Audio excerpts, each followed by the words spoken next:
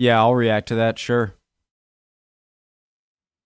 Hey guys, hope everyone's doing well. My name's Connor. If you're new, I'm from the USA, American, and we're going to watch a video about 10 American stereotypes. Preemptive like Lucille.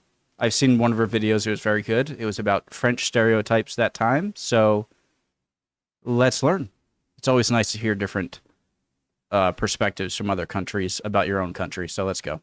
I'm French, and like many Europeans, I had a bunch of preconceived ideas about the US before I actually visited, and I have to admit that some were totally ridiculous, but some others actually turned out to be true. So let's explore that together, starting with the first stereotype I had, which is that Americans are very patriotic. So yes, as a European, when I first arrived, I was so surprised by how many American flags there were in the street. Like, it's not really a thing in France. I'm not helping the stereotype. I do have my state Rhode Island flag, though, above it to show priority.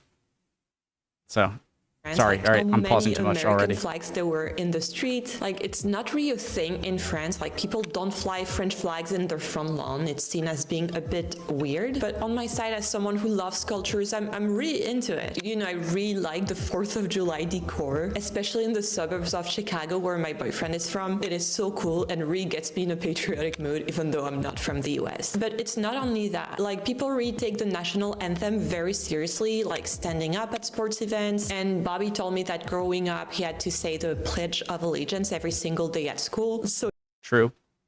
So when growing up, going to public schools, I'm not sure if they did in private schools. I'm sure it wasn't like mandatory or anything. Maybe it was. I don't know. But when you went to school every day, you wouldn't just enter the school and then go to your first class. You know, you wouldn't just walk into school and then go to math or social studies or English.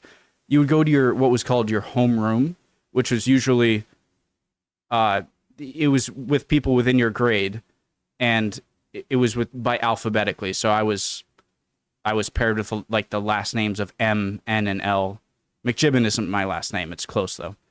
And it's basically for attendance. Like, you sit down there when you get into school, you go to the homeroom. They take attendance to make sure you showed up to school, and then the intercom speaker will come on. Maybe if you've seen American movies or anything, I'm sure you have it over there.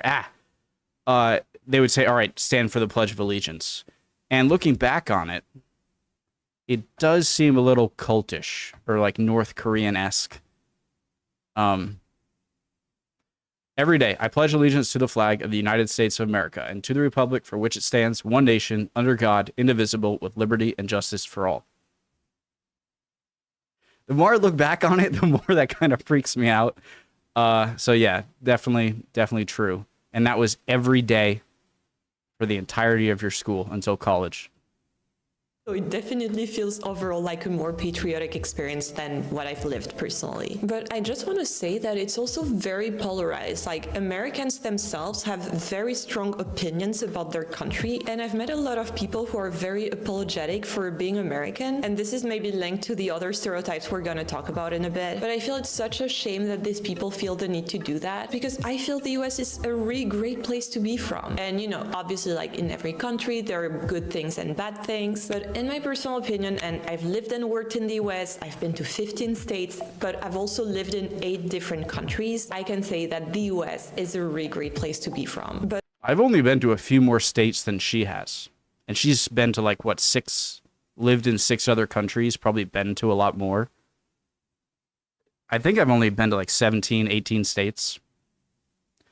But I forget what my point was. Jeez. But another funny side of this stereotype is sometimes some people have a tendency to see the US as the center of the world. Like, oh, I remember. I don't see the reason why you need to apologize when you go to another country from where you're from. Just be a good person, be respectful. I'm sure you'll be fine.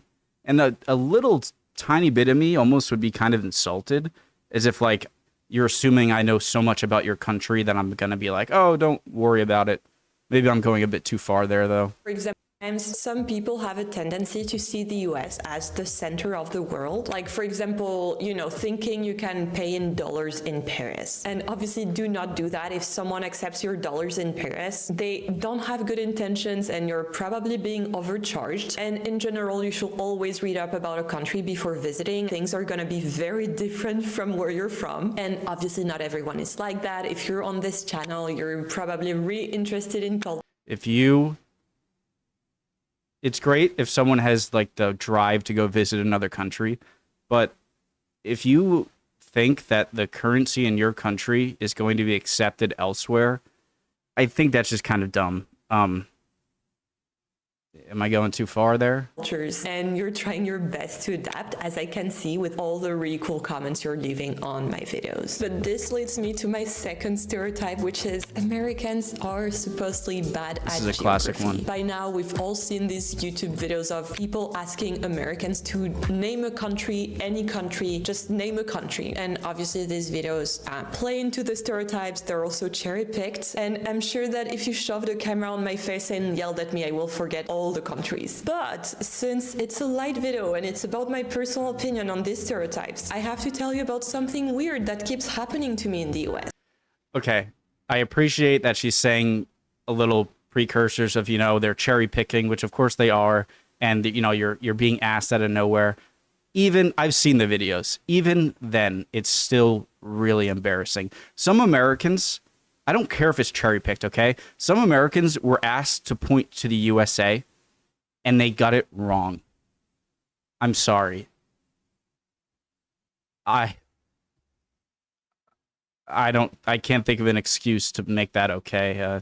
And maybe you have an opinion on that. So I'm from France and I grew up right there. And my dad is from Spain, the country in Europe that's right there. And sometimes this comes up in conversations, like for example, if we're talking about our origins with people. And in the US, for whatever reason, people misunderstand or don't remember correctly and think I'm from Mexico. And I love Mexico. I think it's a great country. I've spent She doesn't even sound with a Mexican accent or even a Spanish accent. Maybe Canada, maybe because Quebecois, like there's some French-speaking Canadians, that could make sense. But she doesn't even sound Spanish. And I believe that that's the Ardennes, right? Not the Ardennes, Jesus Christ. The Pyrenees? Oh God, am I reinforcing the bad stereotype? There. And sometimes this comes up in conversations, like for example, if we're talking about our origins with people. And in the US, for whatever reason, people misunderstand or don't remember correctly and think I'm from Mexico. And I love Mexico. I think it's a great country. I've spent a lot of time there during my travels. I've actually lived there for 6 months, but I am not from Mexico. I'm literally from the other side of the pond. Like it's a 10-hour flight to go from Paris to Mexico. And this has led to a very awkward situation, especially Paris, at Mexico. work, with people going out of their way to be nice and introducing me as Mexican to actual Mexican people who are like, oh cool, which part of Mexico are you from? And I'm like, France. And the people who forget where I'm from are very educated, they're trying to be nice, and I've never understood why this happens so often and why it's always Mexico and not, for example, Canada, where they also speak French. But I feel at this point it's not even a question of geography, but more of listening when people tell you where they're from. And also I do feel that it's normal that some Americans don't know about every single European country. Like the US is such a big country. There are many states already to I'm a terrible listener. I'm one of those people that I'm going to need to be told someone's name like 5 times. And it makes me sound like I'm so self-absorbed and rude. But it's really that I'm too maybe nervous. And so, and then it just leaves my mind. So I don't want to act like I have some great memory, but she doesn't even have a Mexican accent, so. Remember. So Anyways. I don't expect people to know about the exact place I'm from, because I personally don't know every single place in the US either. Also in Europe, where countries are very tiny and close to each other, like France is roughly the size of Texas, but there's also, for example, Monaco, which is the size of Central Park in New York. And Europeans also generalize the US too. Like one of my European pet peeves is when people have very strong opinions about the US for no reason, even though they've never been there. And this is because US Question, guys. How are places like Monaco? I understand Vatican City, okay, because it's like the seat of the Pope and Catholic Church, so I get that that's its own kind of thing. Though I do think it gets a lot of financial support from Italy. But it's places like San Marino, Liechtenstein, Andorra, Monaco. I really don't understand how they became their own countries. Luxembourg is much bigger than at least those, so I get that one. The US for no reason, even though they've never been there. And this is because US politics are very discussed by international media. Also, American movies and American companies are everywhere, but they are not representative of the American culture as a whole. Like, you can't have an educated point of view about the whole American culture just by watching Home Alone, for example. And this stereotype is also linked to the next one, which is that Americans don't travel. And I have to say that this one is entirely not true. You've probably heard the myth that only 10% of Americans have passports. Well, apparently this has not been true for over 20 years. And apparently 3/4 of Americans have visited at least another country. So Americans are going abroad. They're just visiting fewer countries than us Europeans. Roughly 1/4 of Americans have been to 5 or more countries. I'll come to the defense a little bit to Americans here, because in order for us to go to any country other than Mexico or Canada, and even going to Mexico if you live in the north, northwest, or northeast is difficult, and vice versa if you live in the south, going to Canada is still really far away. And so imagine if Europe was one country, okay? And so if you're in Europe and you visited a bunch of countries in Europe, imagine them not counting as visiting another country and only visiting Africa or the Middle East or Russia. That would only be considered going to another country.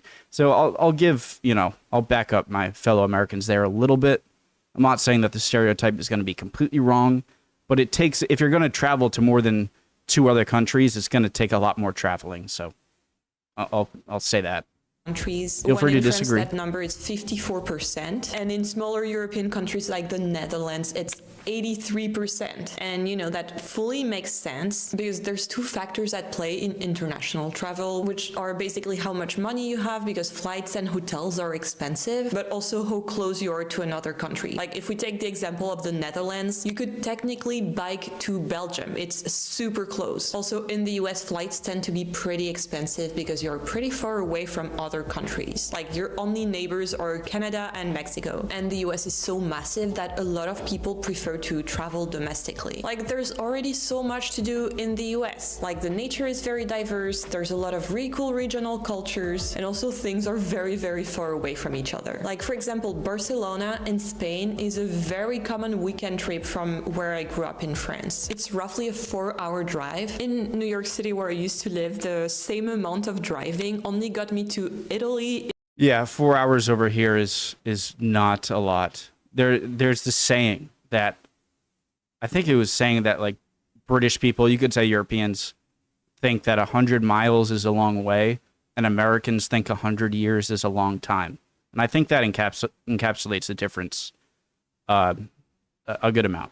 In New York State, which is in a very beautiful region and has really nice nature, really cool hikes, but obviously it's not another country. And another stereotype I had before going to the US is that Americans don't speak any other languages than English. And this one is not entirely true. Like the US is a country that has been built on immigration, and around 1 in 5 Americans speaks a different language at home. But even if you're not already bilingual, it's never too late to start learning a new language with advertisement. We're going to watch the advertisement, guys, and we'll get to that in a second. But the 1 in 5 speaking another language, that's going to be heavily in Florida, maybe, definitely Texas, New Mexico, Arizona, California. You're right next to Mexico, and so you're going to have a lot of immigration both ways, and therefore people who speak the other language. So today's partner. So I'm going to watch through the advertisement. You can fast forward if you want, but it's her video. And if you are interested in Rosetta Stone and you learned about it here from me reacting to her video, please, it's only right. Original link to the video, top of the description. Make sure to use any promo codes and links she has, Rosetta guys. Stone. Rosetta Stone is an immersive language learning app that uses pictures, audio, and native pronunciation tools to help you confidently speak a new language, as if it were your first. All their lessons are themed and built to immerse you in real-world situations you'd actually encounter. Also, they have this really cool voice recognition. I've heard some of you guys saying like it's kind of rude for me to drink out of my big water bottle and I should get a glass. I don't mean it to be that way. So I'm kind of like drinking it off screen here. Feature called True Accent, and it listens to your pronunciation and gives you feedback so that you can sound more like a native speaker. At the moment, Rosetta Stone is offering 60% off their lifetime unlimited language subscription, giving you access to all 25 of their languages for life with just one payment. So if you've been waiting for the right moment to learn a language, you should click the link in the description below. Alright, so this next one is a bit weird, but another thing I've been warned of before going to the US is medical expenses. Like, I've literally been told, be careful to not break a leg in the US, otherwise you'll be in debt. And you know, given current events, it seems like a really big issue, but luckily for me, I haven't broken anything. And the only medical emergency I had while living in the US was an ear infection. And obviously ear infections are not life-threatening, but if you've ever had one, it hurts so bad that you're ready to do anything to make it stop. And on my side, I went to an urgent care facility where I saw a doctor and it costed me $300. Luckily, my health insurance was very good. Or not life-threatening, but if I went to an urgent care facility where I saw a doctor and it costed me $300. Luckily, my health insurance was very good at the time because I was working for a French company in the US. So $300 for just an ear checkup, even by American standards, seems pricey. For a set, the reason I rewinded is I thought I heard her say surgery for a second, and I was confused, but she didn't say that. I had to pay out of very good. And that's crazy and ridiculous and shouldn't be the case that it's that expensive. At the time, because I was working for a French company in the US, so I had to pay out of pocket and then I was reimbursed. But in the time it took for me to get reimbursed, I was very scared that my claim was going to be denied or that I would not be reimbursed in full. And to be honest, $300 is a lot of money for an ear infection. Quick question. I'm interrupting her again, but I have to ask this.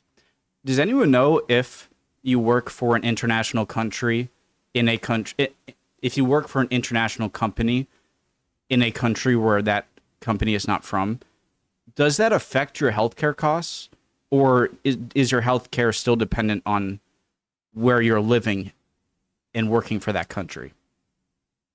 I hope that made sense, if anyone knows. I was very scared that my claim was going to be denied or that I would not be reimbursed in full. And to be honest, $300 is a lot of money for an ear infection. If we compare that to my most recent ear infection, and I have sensitive ears, okay, which was in Paris, I had to pay $0 out of pocket. Like, they didn't even ask to see my credit card. They only needed my health insurance card. If I had to pay out of pocket, it would have been 25 euros, which is around $26. So it is very, very cheap to see a doctor in France, and it's pretty easy to get an appointment for everyday stuff. Obviously, our system is not perfect, but I feel it's a pretty good one. I've never had any kind of medical stress in France. And obviously in the US, this stereotype varies quite a lot depending on your health insurance plan, because it depends of your employer. And I've really seen both ends of the spectrum, like from people who didn't have dental and couldn't afford to get dental care, which really sucks. Like, it's so painful. On the opposite end of the spectrum, I've seen like stuff that's not very necessary being reimbursed. Like, recently I was talking with my friends about this clinic that gives you a Chanel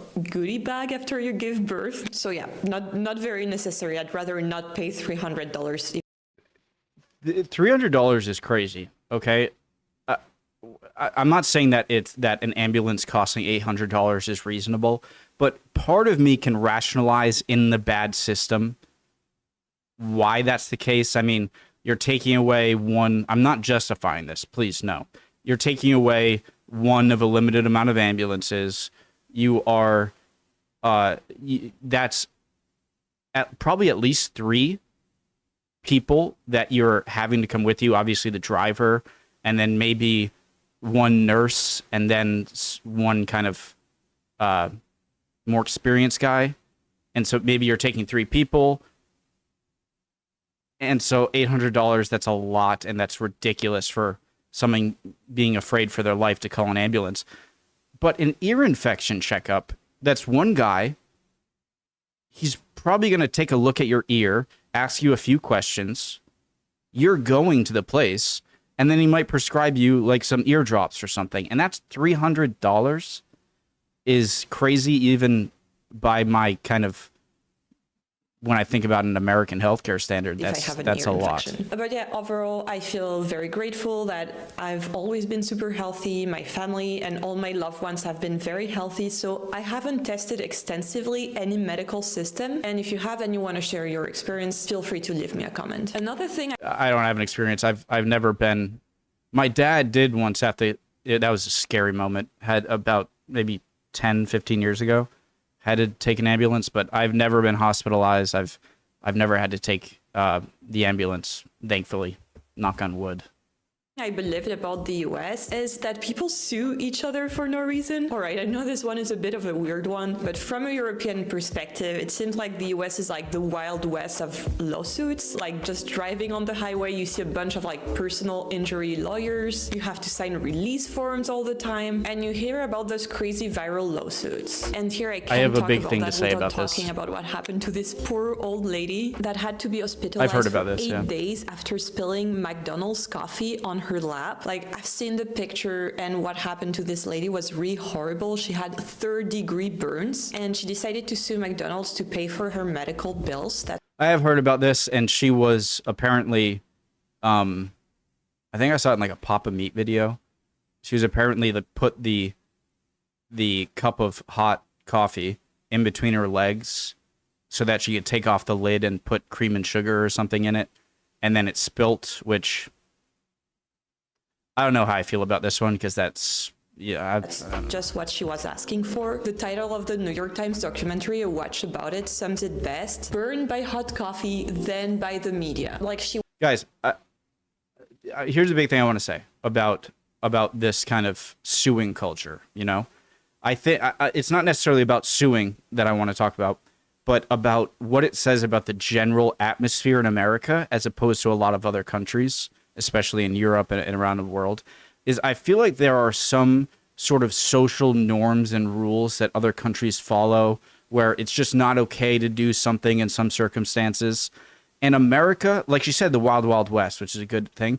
Americans, I think, often operate on no community level and just a personal level. So a lot of Americans, I think, act in what is in it for me, screw anyone else.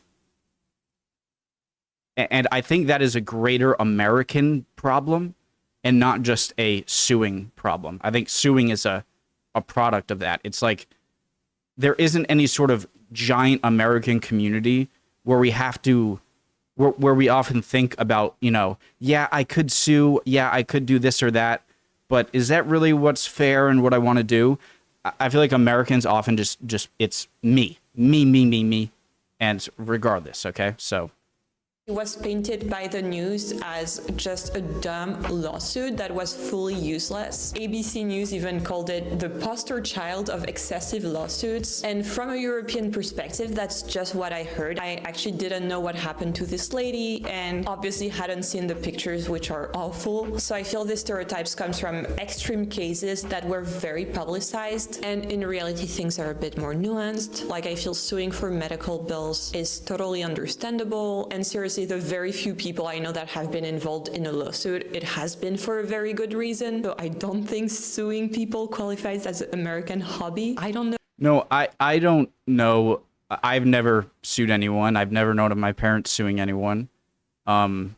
And I've never known of anyone like in my neighborhood of being like, oh, he's suing that guy. But I know that it happens, you know. And I don't want to know. I'm not a lawyer. I've never been involved in any lawsuits, and I intend for things to stay this way. All right, so this is supposed to be a light video. And recently, in my recommended, I've had a lot of videos of Italians trying Olive Garden. And, you know, as you could expect, their reactions are not very good. They are very scared to go there. They don't really like the food. And overall, they find the experience very bland and inauthentic, and that's often how Europeans tend to perceive American food. And that would be like if someone in Europe, like, oh, an American is coming over. We need to give him some nice American cuisine and see if he thinks it's good, and bringing them to McDonald's. Because that's essentially what Olive Garden is for Italian food. It's not. It's like borderline fast food Italian food. So I don't blame a real Italian for being disappointed. And that's often how Europeans tend to perceive American food. And I have to admit that I did believe that before I visited the US, but luckily I was proven entirely wrong. The US is a massive country with a very rich food culture that varies from state to state, and I have to say that this stereotype is absolutely untrue. I feel this bad image stems from the fact that our only contact with American food in Europe are the big fast food chains. Like, for example, I used to have a terrible image of fried chicken because I only knew about KFC and it didn't look really good to me. Like, I thought this was pure junk food and I was not really willing to try it. I usually don't really like big chains because I prefer to go to small shops. But a few years ago, my American boyfriend actually brought me to Atlanta, Georgia to go to one of the best fried chicken restaurants in the world. And there we actually met the chef who told us about the recipe that hasn't changed since 1945. I'm asking you guys, do Europeans really think that fast food is just that's it over here? Because and like they really put so much love. There's a lot of it, don't get me wrong, and I'm guilty of eating it myself. Chicken overnight. It's super juicy and tasty, and they serve it with really delicious sides. Greens. And since then, I've been such a big fan of fried chicken and southern food in general. I even love chicken and waffles, which is another food that would send Europeans into a coma, but it's so good. And I feel that in general, the US does comfort food so well, and there are so many small businesses that are not owned by big corporations. And I feel you obviously shouldn't rule out American food just because you've seen McDonald's or KFC. Like, it's really my pet peeve when Europeans say the food is not tasty in the US, because not only there's really good American foods, but there's also food from all over the world. Like, for example, in New York, I've tried really authentic Malaysian food, Indian food, Indonesian food, and all of these foods, they're made very authentically. Like, they keep the recipes the same as at home, and they often import some spices or products. Yeah. I'm not going to say that there isn't a lot of crappy food in the US. There absolutely is. But I would be very surprised if anyone from Europe, if you really tried to find a good place for food, especially if you're in like New York City, you're going to find some really good food. There's just also a lot of crappy food. Products. Stereotype number 8 is that people love to work. And obviously I'm French, so it comes to no surprise to you that people have a lot of vacation time in France. But that's one image I had of Americans. And I do feel this one is kind of true. Like, there is this always on mentality where people are always thinking about business or maybe building side hustles and always trying to make things happen. And obviously sometimes it's a necessity. Like, people who have several jobs, they don't always do that because they love it. Like, they need to pay rent. But there is more of a focus in the US in having a side hustle, monetizing your passions. Whereas in France, I know a lot of people, for example, who are very good at a skill like art, but just do that in private and will never think of monetizing anything. And this also ties up with stereotype number 9, which is that Americans are very optimistic and outgoing. And that's a thing that I had to adapt to in the US because it's not in my culture, but now I really love small talk. I love how positive people are, and I've already talked about it in the other video I made about the US, but that's something that makes daily life a bit nicer. That's an American stereotype that I wish I actually had a bit more. I wish I was a bit more outgoing. I think I'm too much of an introvert. Honestly, often. I feel like this outgoing energy is reflected everywhere, which leads me to my next stereotype that everything is big in the US. This one, coming from a European perspective, is entirely true. The highways are massive, the cars are very big, the portion sizes are massive, although now I'm used to it and I really like it. There are two things that watching European videos and getting insight from you guys and from people like this woman on her channel has really changed my opinion on, and it's American healthcare and American transportation and like car-centric stuff. I never thought that they were amazing, but those are two things that my opinion, I've kind of gained an opinion, and I'm not a huge fan of those, of how America kind of does those things. Ours are very big. The portion sizes are massive, although now I'm used to it and I really like it. And one thing that's for sure massive in the US is the distances. The US is such a big country, and recently I crossed it from New York to SF by train, and it took me 3 days. I also made a video about my thoughts, and I think you should watch it next. I'll see you there. That was a great video.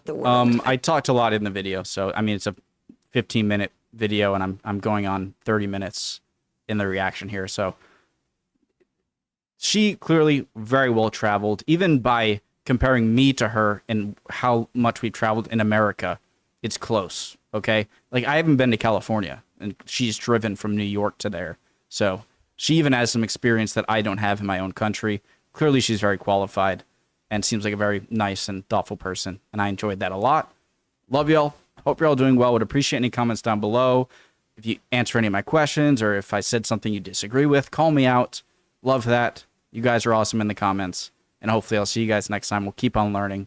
Bye, guys.